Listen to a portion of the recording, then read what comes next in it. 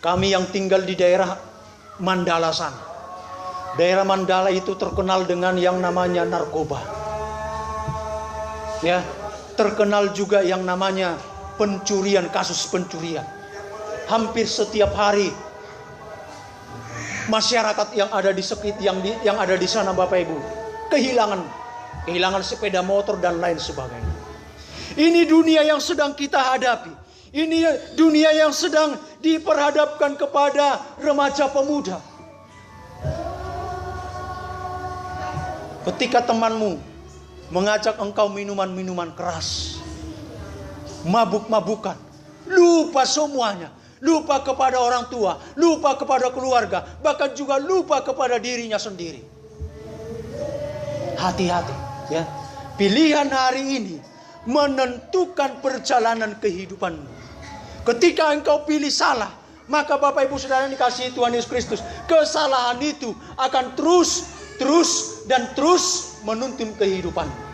Apalagi Bapak Ibu Saudara yang dikasihi Tuhan Yesus Kristus, sampai engkau meninggalkan rumah peribadatan. Bapak Ibu mungkin pernah mendengarkan cerita tentang dua orang anak yang kecil pergi merantau. Dan ketika dia meninggalkan bapaknya, apakah kehidupannya semakin baik? Enggak Bapak Ibu. Dikatakan kehidupannya semakin hari semakin merosot. Sampai merosotnya Bapak Ibu Saudara yang dikasihi Tuhan Yesus Kristus, makanan yang mau ke babi, ya, itu yang mau dia makan. Artinya apa Bapak Ibu Saudara yang dikasihi Tuhan Yesus? Ketika kita meninggalkan peribadatan, ketika kita meninggalkan Bapa di surga, kehidupan kita tidak akan semakin baik, tetapi akan semakin hari semakin merosot dan merosot. Puji Tuhan, itu yang akan terjadi. Nah Bapak Ibu Saudara-saudara yang dikasihi Tuhan Yesus Kristus, Yosua mengambil sebuah komitmen di dalam kehidupannya. Dikatakan Bapak Ibu Saudara yang dikasihi Tuhan Yesus Kristus, ayat yang pasal yang ke-15 yang terakhir itu, tetapi aku dan seisi rumahku, kami akan beribadah kepada Tuhan. Ini sebuah komitmen di dalam kehidupan Yosua. Dikatakan aku dan seisi rumahku, kami akan beribadah kepada Tuhan. Perlu kita mempunyai komitmen di dalam beribadah kepada Tuhan. Bukan napas. Tahu napas Bapak Ibu? Natal dan Paskah. Ketika Natal, dia rajin sekali datang. Panitia menetapkan bahwa ibadah masuk jam 5. Dia sudah datang setengah 5, saking luar biasanya semangatnya. Semuanya serba baru Bapak Ibu. Mulai dari bawah sampai atas. Sepatunya baru, celananya baru, bajunya baru, pakai jas lagi. Bahkan rambutnya juga baru. Semuanya baru. Karena apa? Karena hari Natal. Sebentar lagi tahun baru. Baru dia datang juga ke peribadatan, beribadah pada saat Paskah. Jadi benar, napas, Natal dan Paskah. Atau Bapak Ibu Saudara yang dikasihi Tuhan Yesus Kristus, seperti kapal selam. Ada juga orang Kristen seperti itu. Seperti kapal selam. Tiba-tiba dia nongol ke atas. Ya kan? Timbul dia ke atas. Tidak beberapa lama Bapak Ibu Saudara yang dikasihi Tuhan Yesus Kristus, dia menyelam lagi. Tidak kelihatan, tidak tahu kemana. Gembala pun tidak tahu. Sampai bertahun-tahun gak tahu Bapak Ibu Saudara yang dikasihi Tuhan Yesus. Setahun berikutnya muncul lagi. Jadi kekristenan seperti kekristenan kapal selam. Banyak anak-anak Tuhan seperti itu. Banyak jemaat-jemaat Tuhan seperti itu. Tetapi Bapak Ibu Saudara yang dikasihi Tuhan Yesus Kristus, saya percaya jemaat yang ada Gereja Pentakosta yang ada di Selambo Toba ini tidak seperti itu. Sekalipun tidak datang hanya beberapa minggu, 2 minggu, tetapi tiba-tiba dia datang lagi. Itu pun dia datang karena apa? Mungkin karena sakit dan persoalan-persoalan yang lain. Nah, saudara-saudara yang dikasihi Tuhan Yesus Kristus, tetapi aku dan seisi rumahku, kami akan beribadah kepada Tuhan. Inilah yang menjadi komitmen daripada Yosua. Inilah yang menjadi komitmen daripada keluarga Yosua. Bapak Ibu saudara-saudara yang dikasihi Tuhan Yesus Kristus, kondisi bangsa Israel pada waktu itu sudah mengalami kemerdekaan yang luar biasa. Sudah memperoleh kemenangan lepas kemenangan. Bangsa-bangsa mereka sudah taklukan. Artinya apa Bapak Ibu saudara yang dikasihi Tuhan Yesus? Sesungguhnya hidup mereka sudah dalam keadaan senang, sejahtera. Gudang donaing jolmon damang do deinang atar songon kacang lupa kulitnya.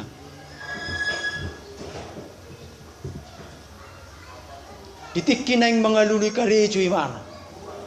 Ditikkin na yung mga luli karejo yanakon. Rodo ibana marsaksi tujolo ni naposo ni Tuhan. Tujolo ni huriyay. Dodot tong air matana.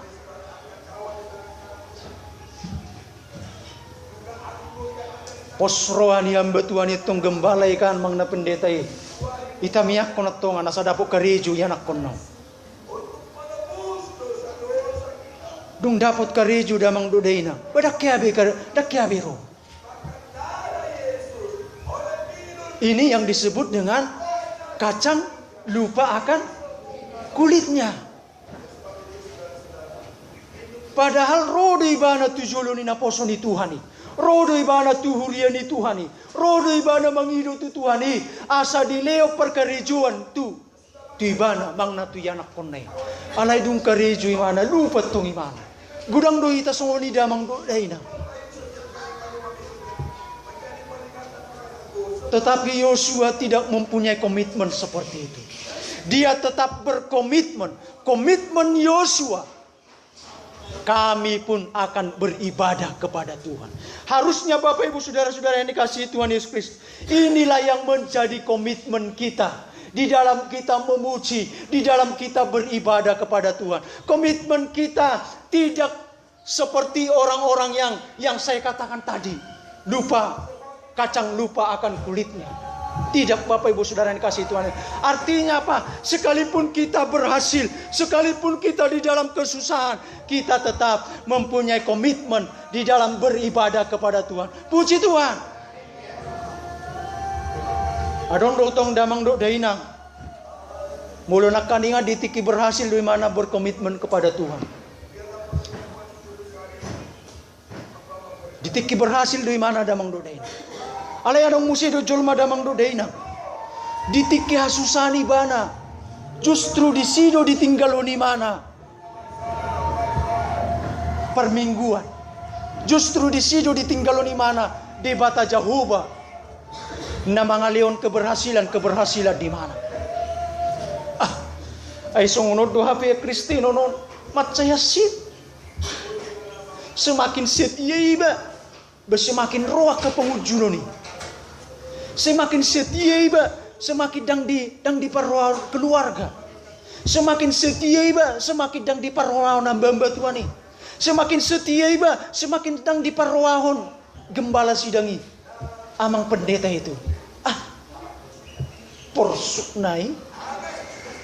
Uripudo lam setia iba lam di parroahon. Uripudo lam setia iba lam di pasu-pasu Tuhani. Tumago nama HP dang bergereja.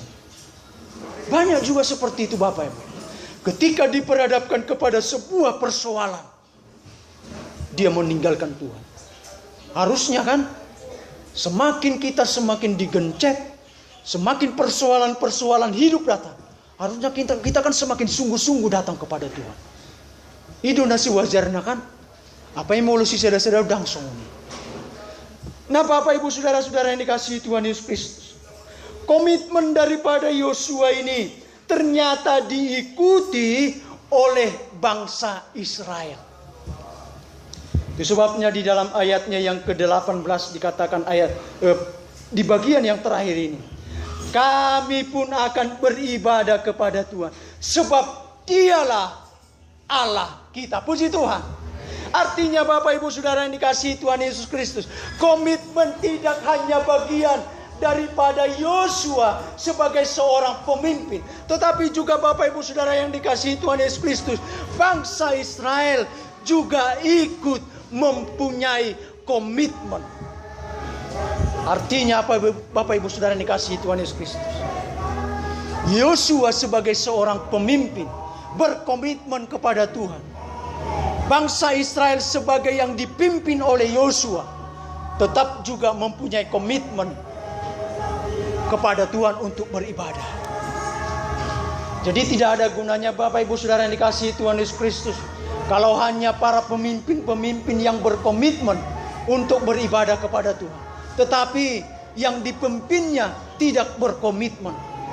Ya, dan mungkin kan pola naka hamba-hamba Tuhan di sumber minggu, dan mungkin atau dan mungkin Bapak Ibu Saudara yang dikasihi Tuhan Yesus Kristus, hanya Yosua yang mau berkomitmen untuk beribadah kepada Tuhan, tetapi juga bangsa Israel mau beribadah kepada Tuhan. Nah, saudara-saudara yang dikasihi Tuhan Yesus Kristus, apa yang menjadi alasan daripada bangsa Israel mereka mau beribadah kepada Tuhan? Apa yang menjadi alasan daripada Yosua, bahkan juga bangsa Israel, mereka mau beribadah kepada Tuhan? Ada beberapa alasan Bapak Ibu Saudara yang dikasihi Tuhan Yesus Kristus, mengapa kita harus beribadah kepada Tuhan.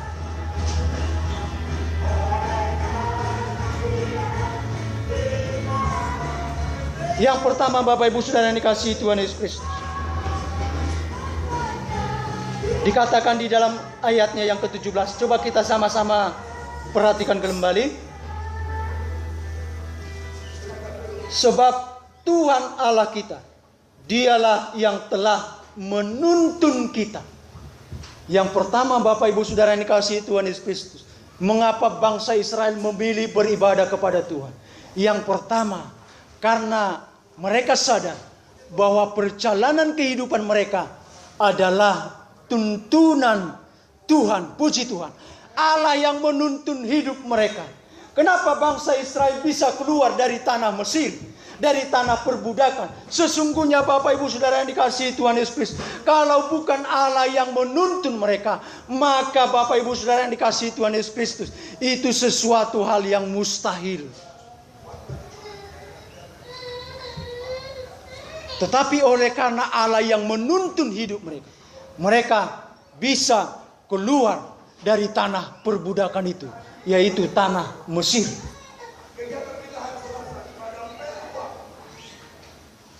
Saya mempunyai seorang anak yang masih kecil, yang jalannya belum seperti kita orang dewasa. Ketika anak saya ini Bapak Ibu Saudara yang dikasihi Tuhan Yesus Kristus belajar berjalan, saya tuntun dia. Saya pegang tangannya, satu-satu kakinya dilangkahkan, tangannya saya arahkan.